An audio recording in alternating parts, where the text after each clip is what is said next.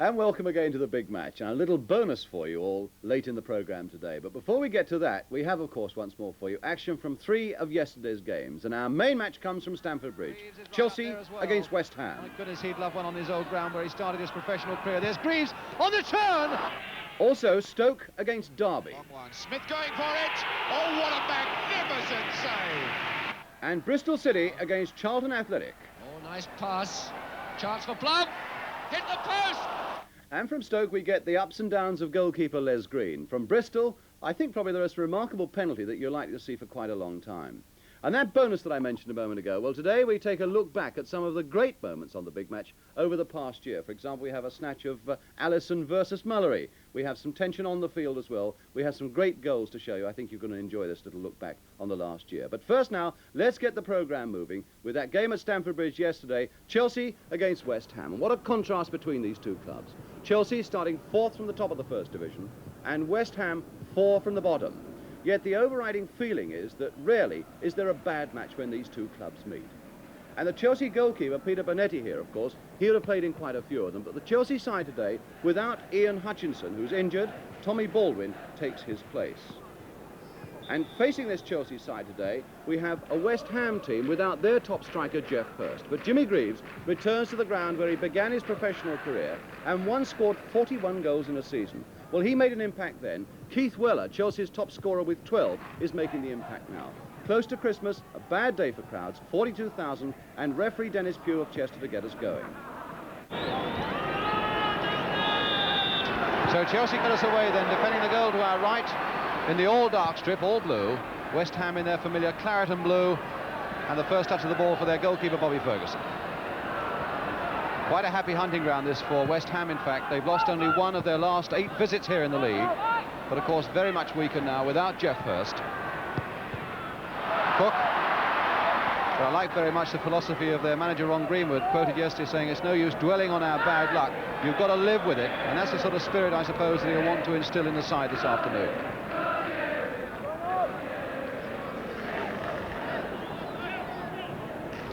Bobby Ferguson had 10 months in the reserves.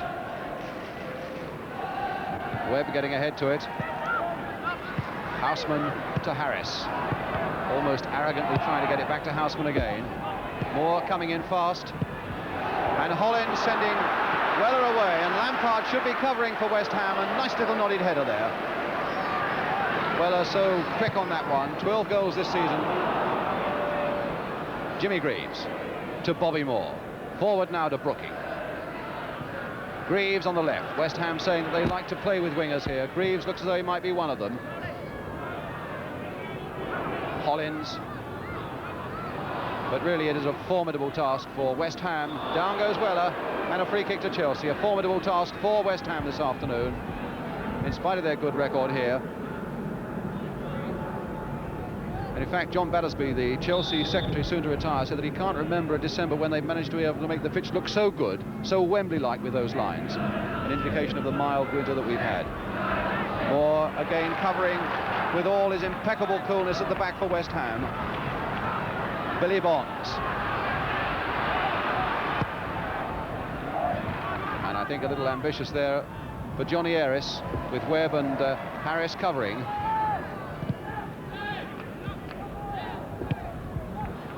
Baldwin. And now Cook. Bonds to Eustace.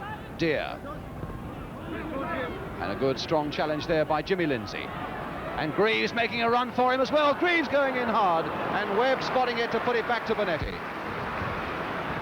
He really went bursting in there very quickly on the blind side, Jimmy Greaves. Baldwin.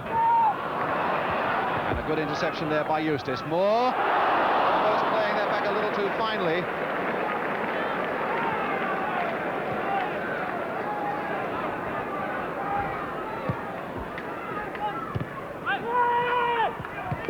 Lindsay, a good-looking ball there for Bonds, who'd made a good run for West Ham, and still Bonds. Turned inside, Greaves going in fast. Thwarted at the very last by Chelsea. But a good imaginative attack there by West Ham, with Bonds playing a full part in it. But now Hollins for Chelsea. And again, Weller's made the burst. Lampard straining to keep with him. And Lampard finally giving away the corner.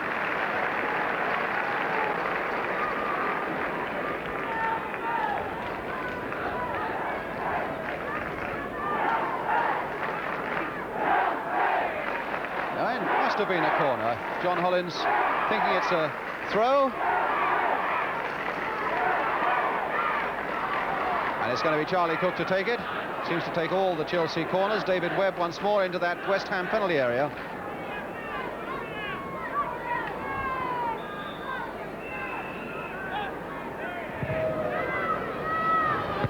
And Webb, in fact, getting ahead to it. Lampard kicking it off that West Ham line. Cook again. And a very good-looking one. Headed back, in fact, by Osgood. And there really is a question mark against West Ham in the air, right in that those deep penalty area situations. Hinton, Houseman, past Bonds, and Ayres coming to do his bit. Chelsea's throw. No, West Ham's. Tommy Taylor. And now Eustace. Deere, again taking it on his body, playing it back, finding Ayres, or rather Lindsay. Osgood. And Lindsay fighting hard for it. Osgood having just that little bit extra skill. Taunting and tempting him and finally beating him and looking for Baldwin. Tommy Baldwin in the side because Ian Hutchinson is unfit, of course.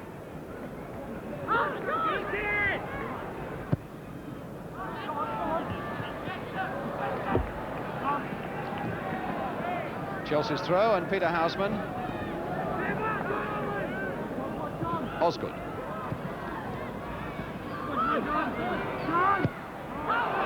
he slipped as he tried to find Weller on the far side, so it's Brookie. Lampard. For Eustace. Lampard again. And Brookie.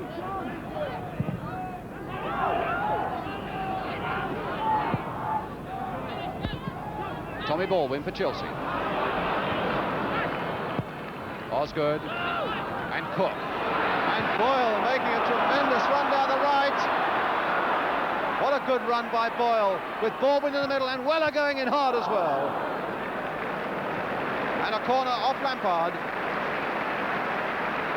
Johnny Boyle, who's 24 on Christmas Day, a Scot, and one of Chelsea's good reserves, now finding his place in the side. That really was a good run down the right by him. A rather laboured one, but he got there.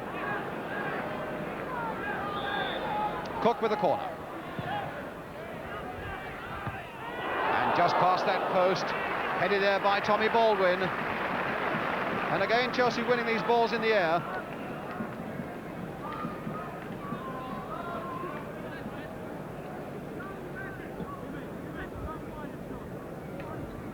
And I would think that West Ham must be missing the striking power and the heading ability of Jeff Hurst up front.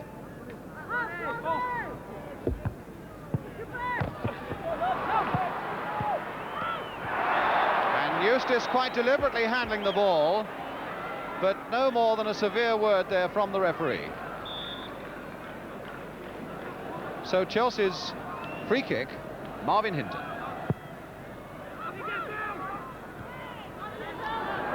Taylor and Bonds getting into trouble there. Baldwin with a header. And I would think Tommy Baldwin didn't quite make as much of that as he might have done.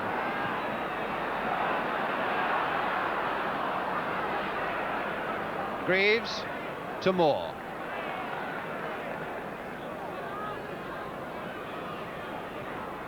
Greaves again. And Deere with his head, this time nicely for Lindsay, and what a good ball from Lindsay, played first time for Ayres. Now can Ayres take on Harris? He can, and beat him. And Houseman, oh, and Harris getting in very hard there, and he sent Osgood away, and he's onside all right. Osgood, that must be it, Peter Osgood. A really decisive had gone in hard on Eris and found Osgood, who really tore the West Ham defence, what was left of it, apart. A fine goal then by Osgood, and one he badly needed. He'd scored only 2 in the league so far this season, 4 altogether, and now he makes it 5. So that's 18 minutes gone.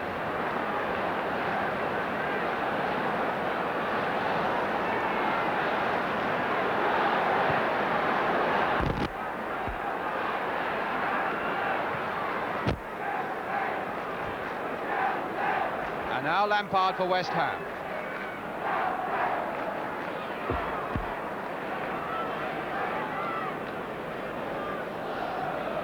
Brooking. And Bonds. Well, he's looking for Bonds. And Bonds' determination winning it for him. Cook to head away. West Ham, of course, only 4 from the bottom of the First Division. And yet they won their last away match at Derby. And have felt themselves that they're playing a little bit better. There's Jeff Hurst on the left, and on the right of that picture, Ian Hutchinson, 2 of the bravest strikers in the game, both out with injury. Now Osgood. And Osgood once more. That's looking for Baldwin, cut out by Moore. Brooking away. And the game really now beginning to warm up into something. Houseman. Baldwin at the far side, and good work there by Ferguson.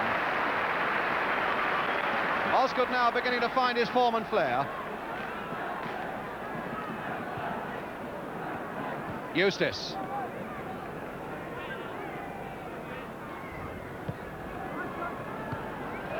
Billy Bonds to Trevor Brooking. Deere going for this one, but Hollins winning it in the air. Harris. And Bonds in against Harris. Hollins.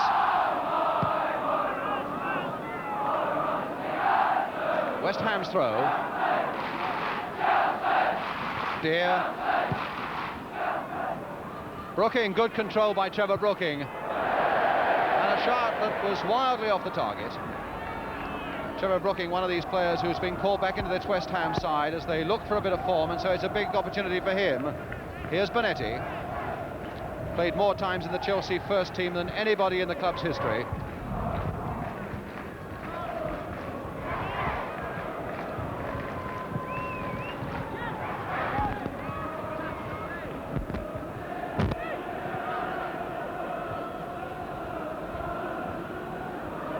Boyle beating Greaves. Hollins. And now Cook. Hollins again made the burst, the full-backs overlap, and then Baldwin going in on it. Tommy Taylor taking the safe way out. By the look that Bobby Moore gave him, though, I don't think he felt that it was the thing he should have done, that he had time to put it back to Ferguson. But Taylor, the number 5, was taking no chances, and it's the corner. Bobby Moore then at the near post. They got Lampard at the far post, and they got Ferguson in between them. And by the way, Chelsea are winning the ball in the air, they might need them. Cook with a corner. And this time, Eustace getting it away. Osgood! Oh, it's there by Osgood, number 2. Just over that West Ham line, with 22 minutes gone. And Chelsea was delighted. So although West Ham have looked so vulnerable in the air, that goal came from the ground, as indeed the first one did. And Chelsea nicely placed with 22 minutes gone.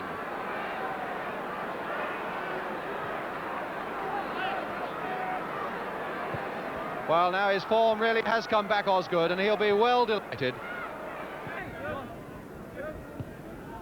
To Brooking. Eustace. Another slanting cross there, hoping that Deere will get to it. In fact, he went off the head of Webb into the arms of Bonetti once more.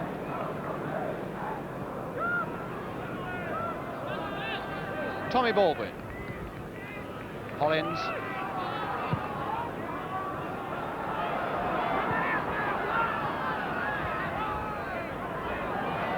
Taylor away for West Ham. He kept his head well there. He didn't have too much space, but he found Eustace. Now Eris. Greaves playing it off for Brooking. Brooking forward now for Deere. Can Deere turn it in? Good work by Bonetti. My goodness, Deere was given a tremendous amount of room there by that Chelsea defence. Baldwin back for Hollins. Seems to be so much more aggression about Chelsea when they do come forward.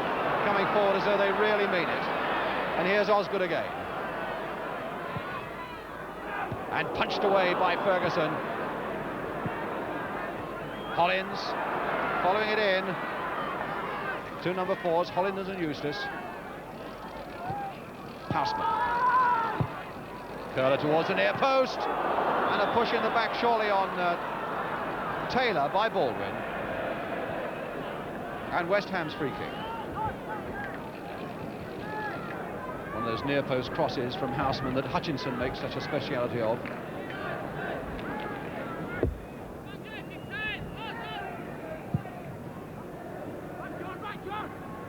Jimmy Greaves winning one in the air, but Hinton covering for Chelsea, doing well. Such a consistent defender, Marvin Hinton. Well, it ran well for Osgood there. Oh, and now for Weller with a shot that's over. But still Chelsea coming forward with such purpose. And Osgood usually at the centre of most things this afternoon. It hasn't really been his season quite so far, as I say, with only 2 goals in the league, but he's equalled those 2 already in this match.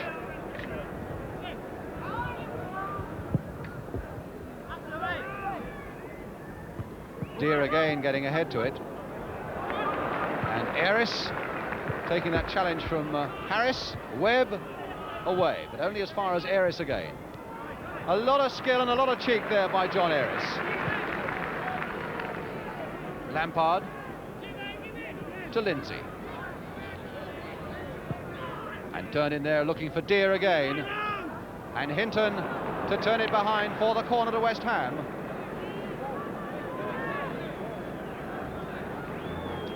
While Hinton's taking his place in a very crowded Chelsea goalmouth. Taylor's gone up for West Ham. That's virtually the angle that Bonetti would see. Eris with the corner. Eustace looking for it with his head. Lampard to blast it through, and a goal by Frank Lampard, leaving Bonetti completely unsighted. But one that puts West Ham back in it. Well, that really was a turn-up, because West Ham really hadn't looked very much coming forward compared with Chelsea with all their aggression. But Lampard really belting that one through a crowded penalty area, giving Bonetti no chance. And West Ham back in it now with 5 minutes to go to half-time.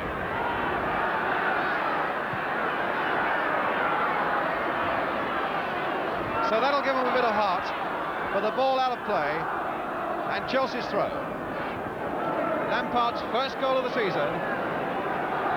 And it came at a very good moment for West Ham. Houseman then with the throw for Chelsea. Osgood, oh, very cunning, very skillful, and Lindsay to nod it away. Harris and Hinton to Cook. Hinton again, turned high towards Baldwin, but Moore winning it, and Weller, oh, against the post! Well, West Ham really in luck there. And they say there are never bad games between these two sides, and really it's turning out that way again as Eustace picks it up for West Ham. Eris, a long one that looks for Greaves, but Greaves won't keep it in. And a West Ham player now down in that penalty area with Bobby Ferguson from that angle. I'm afraid I can't tell you who it is, but it's Frank Lampard. Lampard, such a hero a moment ago when he scored that equaliser.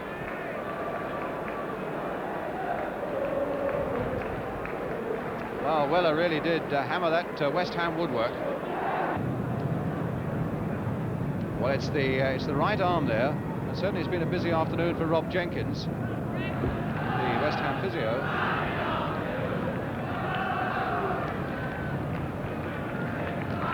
Well, Frank Lampard going on as well.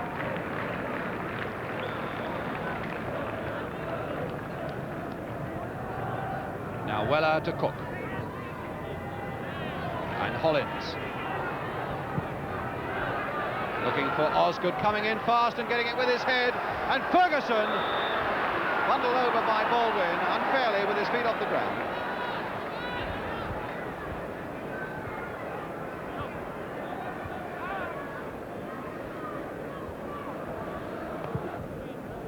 As the whistle goes for the end of a highly entertaining first half here at Stamford Bridge, with Chelsea leading by 2-0, both their goals coming from Peter Osgood, and West Ham, who seemed out of it, and then suddenly brought right back into the game with that goal by Frank Lampard. So a lot more to come still on the big match this afternoon.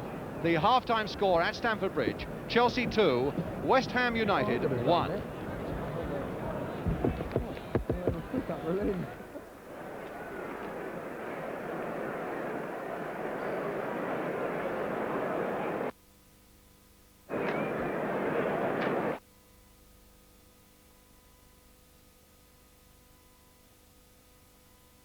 Is on for West Ham, and Lampard is off. Thank you, David. Well done.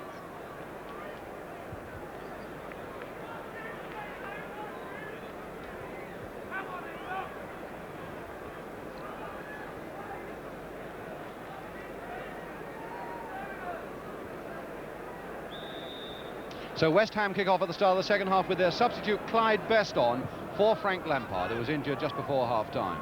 Lampard, of course, the scorer of the West Ham goal.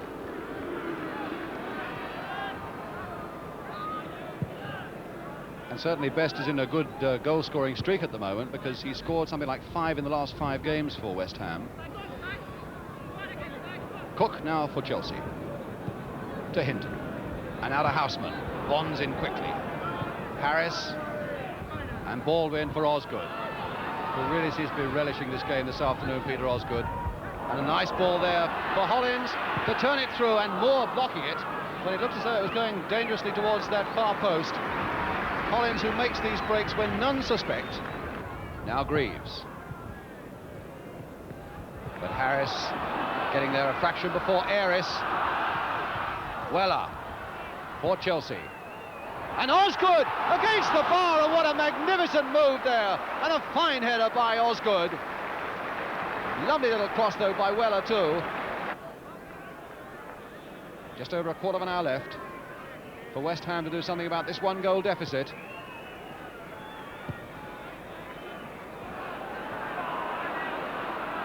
West Ham, in fact, in 2 derby games away from home, have each time got draws against Spurs on the opening day of the season and against Crystal Palace.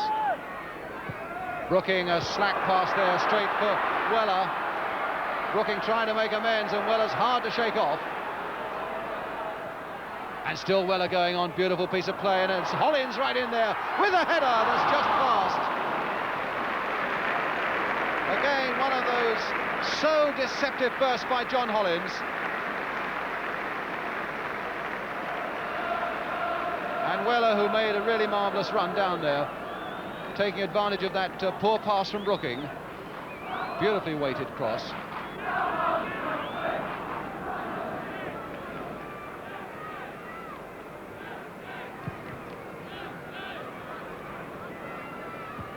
Hinton with his head, but only as far as Aris. Lindsay inside Aris, but he's aiming instead for Best, and not very accurately at that.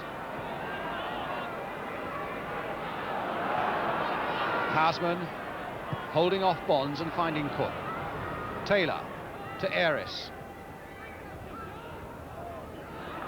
Aris at the moment looking a bit like a 17-year-old, just a little bit lightweight for what's demanded at the moment, but a player of such tremendous potential. And a good deal of courage as well. He was really right back there fighting to get that one clear for West Ham. Here he goes again. Good play again by young Aris. And here he is again. All just a little bit muddled, and now it comes to Best with a bit of space, and now Greaves to Eustace.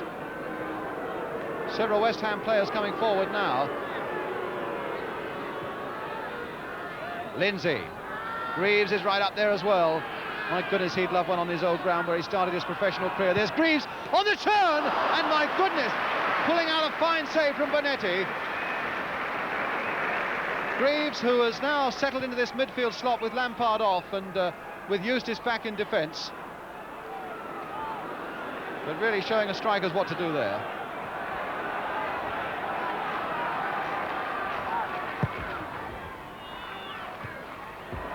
Weller, all the pace in the world, and Moore with all the confidence in the world and the skill to go with it.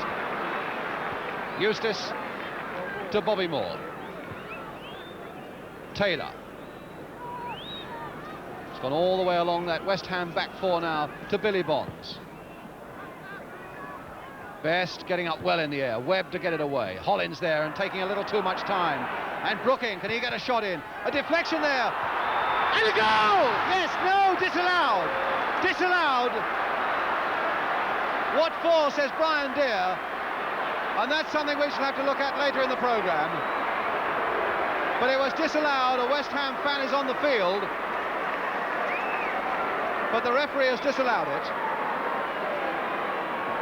Jimmy Greaves looks sick about it.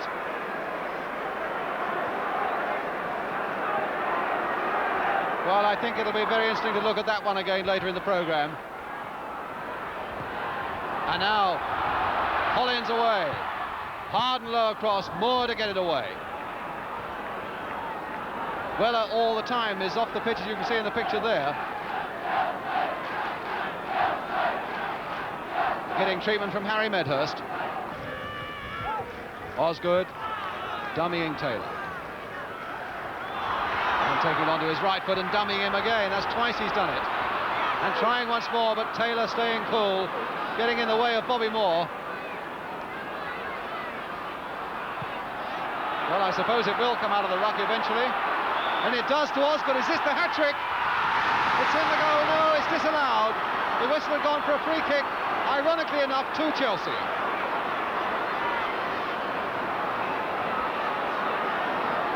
Osgood, I suppose, a little upset that the referee didn't allow the game to go on and so allow him to achieve his hat-trick. But the free kick is for Chelsea. And that wall is a good 10 yards back. I've seen them much closer to the ball than that. Quickly taken and Moore getting it away. Hollins back for Boyle. Under 5 minutes to go now. Taylor, Eustace and Brooking. Harris.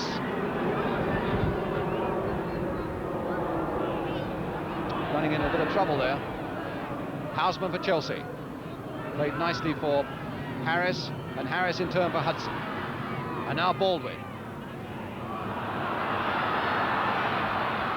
Bonds going back, play on, says the referee. Bobby Moore. And there goes the final whistle. Another home victory for Chelsea and another defeat that they could ill afford for West Ham, with Peter Osgood having scored both those Chelsea goals in the first half, and Frank Lampard, who went off injured at half-time, scoring for West Ham. So the final score then here at Stamford Bridge is Chelsea 2, West Ham United 1. Well, that's how that one finished. Still to come on the big match today, Stoke against Derby County and Bristol City against Charlton Athletic with that remarkable penalty, and of course our look back on a year with the big match. But let's take a closer look, first of all, at Chelsea against West Ham. Incidentally, that injury to Frank Lampard, the arm injury that caused him to go off at half-time, I gather it's not too serious, and I'm told that he's going to now have an X-ray tomorrow sometime. But now let's join Jimmy Hill. Well, in fact, yesterday's match had me puzzled because it started really very slackly. I thought both sides could have been out doing their Christmas shopping instead of on the field, and I couldn't really understand it because there was a lot to gain for both of them. In fact, of course, it was an extraordinary first goal that set the result going. John Ayres, that delightful little young West Ham player with a very clever dribble, had followed one of West Ham's best movements at that stage of the match. And this is what happened. Here's the movement coming up to start with. There's Bobby Moore. as always, coolly playing in outer defence. Jimmy flicks it up, Jimmy Greaves there, and it's this first-time ball there from Lindsay which sets Arias away. It pushes him a bit wide, but it does give us a chance, as we slow this down, to see the great dribbling skill of this lad. There's a touch of the Georgie Best coming up here. There he is, balancing it nicely. Houseman on him. And what's that little flick? We've seen that type of thing before from Best. But it's all of a sudden that kick from Harris that does the damage. We stay on Harris as he watches it, but look what happens now. That's where it went. Osgood's right the way through. He beats the goalkeeper beautifully. And of course then, it's a very easy job to put the ball in the net after that. And Peter Osgood went on to score the second goal and give Chelsea a 2-goal lead, and it looked as if they might run away with it from them. But West Ham came back with this goal from Frank Lampard. We've seen before Lampard's skill at volleying on the edge of the box. For a fullback, he does it probably as well as anybody in the league. Just watch how he keeps it down. He doesn't only hit it hard, but he keeps it on the floor. A couple of bounces there and in the corner. Now, yesterday, I thought Peter Bonetti might have seen his skill at that on the big match and been wider awake to stop that kind of shot. But now we look from behind the goal at Bonetti's problems and how difficult it is for a goalkeeper to see the shot from that position. Here comes the shot now. You can see him moving fractionally late because he had no sight of the ball. Normally, Bonetti, with a clear sight of that ball, could have walked across and kicked it out. But that's one of the problems of modern football. Packed defences make life harder for the goalkeeper. But now the moment for me was Peter Osgood struggling to get his hat-trick. Not really struggling because he had 2 or 3 very good attempts, and then came this one. There's the run, stealing in between the West Ham defence. Bit of a weakness there, I think, in West Ham. I think even with Taylor and Moore, there's a great chance to get in between them. And look at that header. Ferguson goes up fractionally too late, as a goalkeeper's only liable to from a header of that power. Well, in fact, those 2 goals from Peter Osgood were enough to win the game for Chelsea. But like every game, it had its share of arguments about whether it was a goal or whether it wasn't a goal. There were 2 particular ones in this match. The first one, which brought up the old hoary chestnut of the business of offside. Is a man offside when the ball is played? Or if he is, what happens when there's a deflection on the way? This was a perfect example of that. And a referee in these circumstances can't really be wrong, or neither can a linesman. But let's have a look at this one now and see what you would have given. It's a good tackle here. There's Webb heading it away. A good tackle here by Trevor Brooking. And as he lays the ball through, watch how it comes off Webb. There he is, number 6. See it deflect off him, and Brian Deere is now, of course, or was all the while, in an offside position. But he could either have been given offside or not, depending on which way that law was read. And, of course, when things are running badly for you at the bottom of the league, that's the kind of decision that you get, and that's the expression that only too well represents it. But now we look at the other incident. You see the referee's right on the spot here, and I thought he may have penalised Chelsea from them. That's Tommy Baldwin tackling well, and as he hooks it out, you can just see the referee move. I think it's at that point, just on the edge of your frame, his whistle goes into his mouth. The ball goes through to Osgood, who gets what he thought was his hat-trick, but of course it wasn't. Anyway, I've no complaints about that, really. I thought it was a fair result on the day. Worries me about West Ham. I still don't think they've got enough players of First Division standard to get where they want to get in the league. Johnny Arias is promising, but 17 and rather lightweight. When he does get in the team, I'd like to see him play like Johnny Giles in the middle of the field, and then I think he'll be a sensation. But I don't think he's a lot of help to them now. Chelsea have their problems. First time I've seen them from a while. They're puzzling me. Without any doubt, they're missing Alan Hudson in the middle of the field. I think they're missing McCready and obviously Ian Hutchinson. When they get all that right, it may be in time for the Cup. Then I think you'll see them go again. 2 tremendous matches, of course, that Chelsea have got coming up against Crystal Palace next Saturday in the league, and the week after that in the Cup. But our next action on the programme, in fact, is the big match that they had in the Midlands yesterday. Stoke City against Derby County, and you're going to see now a minute in the life of goalkeeper Les Green of Derby County, a minute of ups and downs in his life. As we join commentator Hugh Johns, the pictures come from ATV. Stoke City are in the striped shirts. Law moving it across for Hazelgrove. Inside for Easton.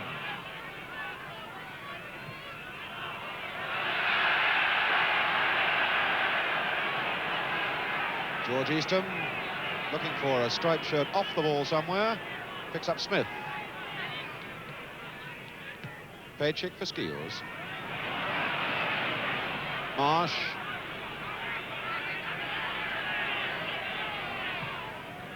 Long one. Smith going for it.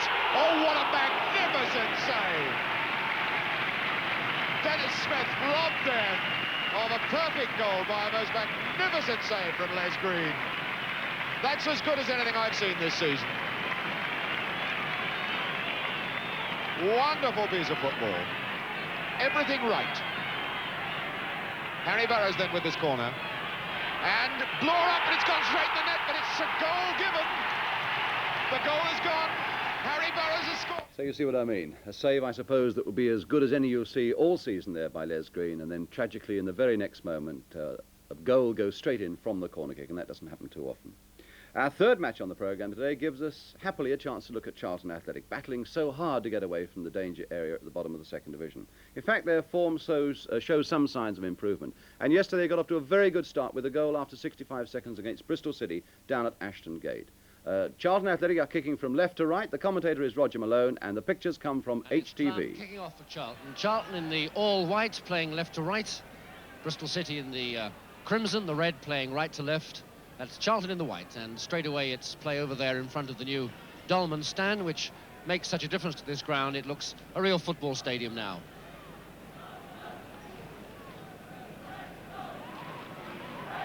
Kenning with the throw for Charlton.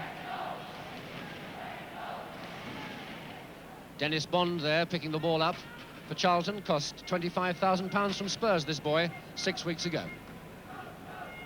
Kenning crosses it, plums on that one. Loses control. Davis a little chip forward. Offside there. Offside against Peacock. But a nice start there by Charlton, I think. That's Keith Peacock. Sharp's first touch of the ball.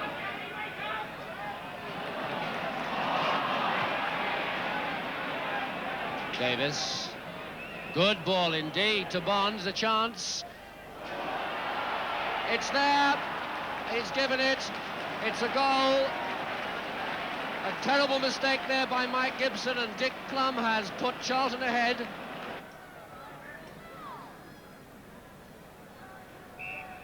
Bruck with the free kick. Tracy running in there, but Drysdale concedes the corner kick. Drysdale covered well, number 3 there, preventing Tracy getting a header to it. And Davis will take the corner there, over on the left.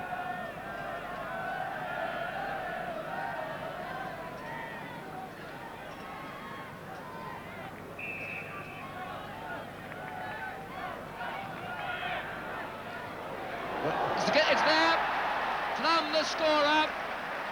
The Bristol City defence in tatters as that corner came over. Peacock was allowed to get a header to it. It dropped down, and Dickie Plum there, centre of picture, made no mistake, and it's Bristol City 0, Charlton 2. But things didn't go so well for Charlton in the second half. Knew he was outside the box when he made that tackle. Chance missed. Jerry Sharp missed the ball completely there. My goodness me, what have Bristol City got to do to put this ball in the net? They keep missing these chances. They can't save this game if they keep missing them like this. Wimshurst holding off Davis cleverly there. And he's gained the free kick. Davis insists that Wimshurst was unfairly shielding the ball from him, turning his back on him, but the referee was right on the spot. In it goes, headed away by Went. Drysdale to Wimshurst. Wimshurst going to float it in. Is Rooks there? Yes! A very good goal indeed by Dickie Rooks, number 5 there. Ken Wimshurst very cleverly and patiently built the move up, and Dickie Rooks has got it in the net at last. Well, Charlie Wright taking his time. He can sense that the Bristol side is really hungry for another goal, and Charlie Wright wants it all to simmer down.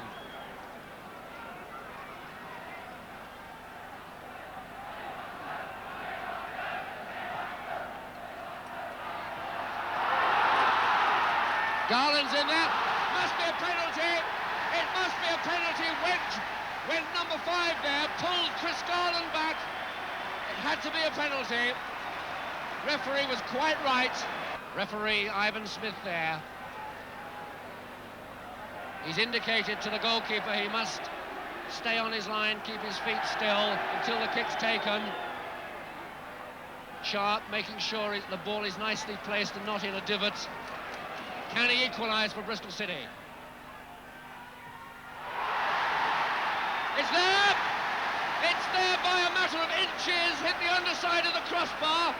Jerry Sharp has equalised. Davies, good ball to Peacock. Very good ball out of defence, and now Charlton on the attack. Keith Peacock buzzes away down the left here. Gow. Oh, nice pass. Chance for Plum. Hit the post. Well, the Charlton fans keep telling me that their side are playing well enough to get away from the very bottom of the second division. I sincerely hope they're right. It certainly didn't look as they had too much of the luck there yesterday. But I think we ought to have a look again at that really remarkable penalty that hit the crossbar twice and finally went over that line by a matter of inches. It just proves that when things aren't going for you, they really aren't going for you. Well, in fact, he takes quite a long run for this penalty, and I think that's why the ball lifts as it does. And it crashes against the crossbar. Obviously, so much power. Look at the way it hits the bar. At that point, it's in. Now it's out again. Goes up and hits the bar. Well, it's half in there. Now it's out. And finally, the spin of the ball, it turns and goes over the line. When your luck's in, it's in. And Bristol City, of course, will be hoping that that luck holds for them when they come to London on Wednesday for that second leg of the Football League Cup semi-final against the Spurs at White Hart Lane. My feeling is, though, that Spurs are onto a pretty good thing there. But next on the Big Match programme, I think you're onto a pretty good thing, because we're going to look back on a year of the Big Match. The action, the excitement, and the incidents as well. 8 minutes of really fast-moving television coming your way. I still find that so many people come up to me, though, and talk about that amazing confrontation we had in our studio a few weeks back between Malcolm Allison and Alan Mullery. I just wonder if you remember this. I'm saying I'm a better player than you ever were. I didn't say you weren't. No, but this is my opinion against yours. You're entitled to your opinion, but you never ever change your mind, you see. This is the only thing about you. You've got a lot of pride and all that. You talk about players. You know. It's not a personal thing between you and I. You talk about the standard of players. You talk about World Cup players, talk about midfield men. If you're going to compare yourself with Overath and Beckenbauer and Ball and Bell and these fellas, Montione, you know, if you think you're as good a player as them, I don't think you're as good a player as them. I think you're a good passer of ball, a good one-pace player, but no acceleration.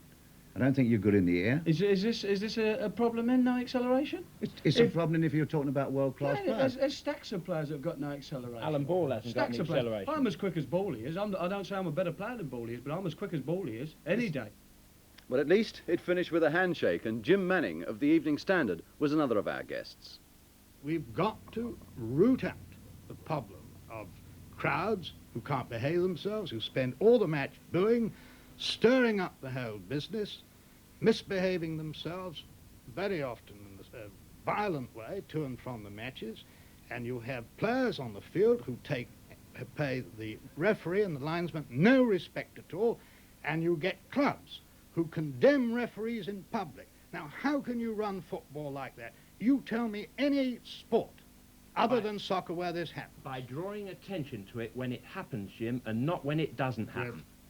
One week, we had a laugh with Eric Morecambe. You get very excited? I mean, I'm afraid so, yes. Yesterday's match, there was a bit of pressure in it, wasn't there? Well, let me put it this way, that I came with a straight pipe. Now look at it today. Yeah. The last word there, of course, had to be with Eric Morecambe himself. Thank you very much indeed. It's my pleasure. Pleasure to have you on the programme. Thank you very much indeed. Is it check in the post? It checks in the post. Oh, that's it's lovely. even nicer to know that you sit there every Sunday afternoon watching Brian and I. It's perfectly true. That's perfectly honest. Thank you very much indeed. Thank you. I'll see you then. Laughter off the field, but a lot of tension on the field, as we saw when we went to Chelsea. But Hudson. Osgood. McClintock taking a buffeting there in the chin, and McClintock and Osgood getting stuck into each other, right under the eyes of the referee. And the book is out. The book is out for the name of Peter Osgood to go into it. And it looks as though McClintock also is going in. Well, there's Osgood's name anyhow.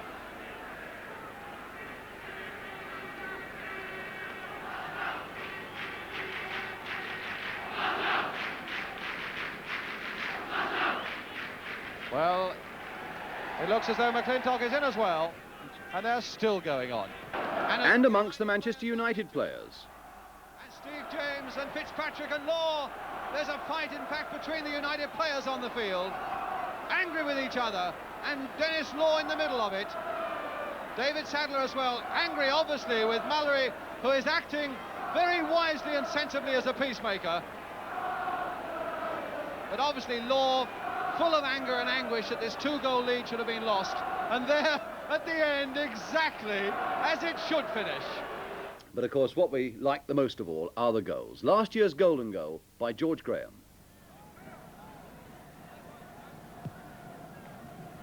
Radford going in again.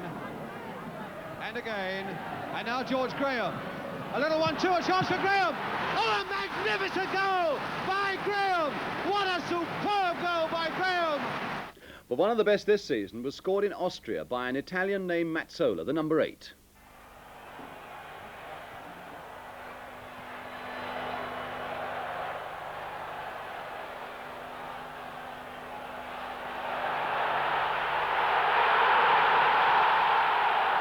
Well, a spectacular goal, but now the moment of glory for all Watford fans when their team drew level with Chelsea in an FA Cup semi-final at Tottenham. Hit it by McCready, straight there for Garbutt. Still Garbutt with a shot, and a goal by Garbutt! But Chelsea won that one and the final against Leeds after a replay with this goal by David Webb. And a beautiful long throw again there by Hutchinson, Jack Charlton, and it's there! And it's Webb! But Arsenal did their share of winning last season, the first vital goal now in their Fairs Cup final at Highbury against Anderlecht of Belgium. McClintock to Kelly. Made a little space for himself there, Kelly, and a bit more there as well. And a goal by Kelly! And we enjoyed watching the top personalities like George Best, the cheekiest of his 6 goals in a cup tie against Northampton. Best, here's the record. There it is. Georgie Best sets a new scoring record for Manchester United.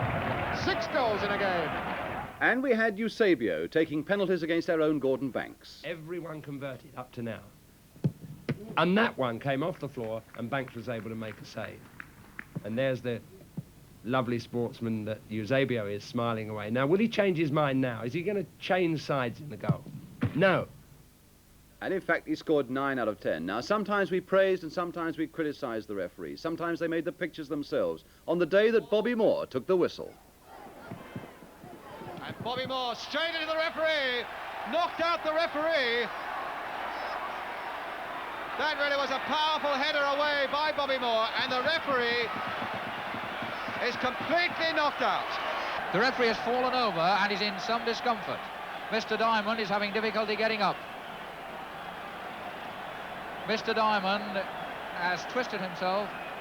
There is an appeal for any registered FA referee or linesman to report to the office.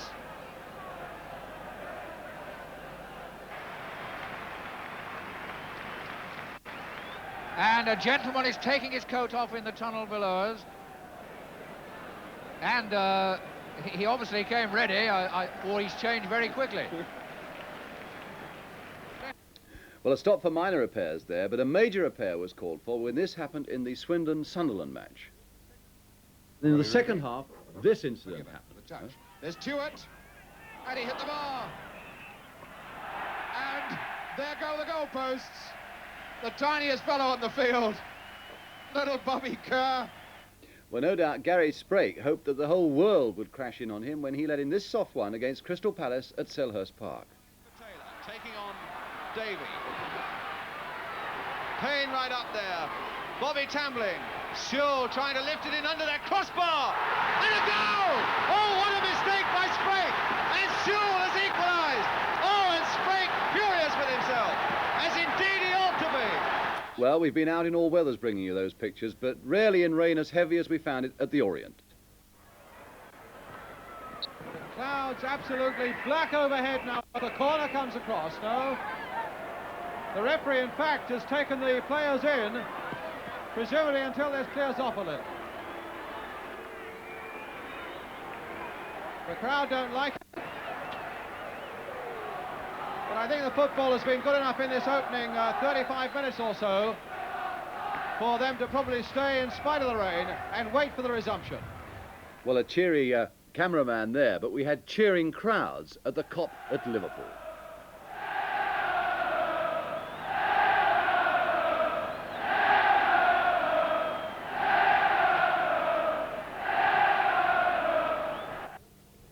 So some of the great moments of 1970. Let's hope we have just as many in 1971.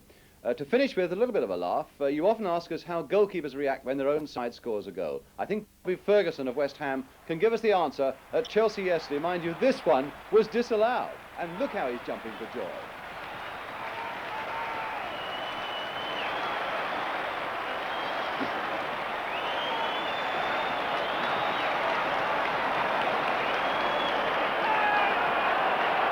Christmas celebrations in advance there. Boxing Day next Saturday, we shall all be on duty for On the Ball in World of Sport. The big match next Sunday comes from Children's Ward of a famous hospital with top stars around to watch as well. A Merry Christmas to you, and thanks indeed for all your cards to us.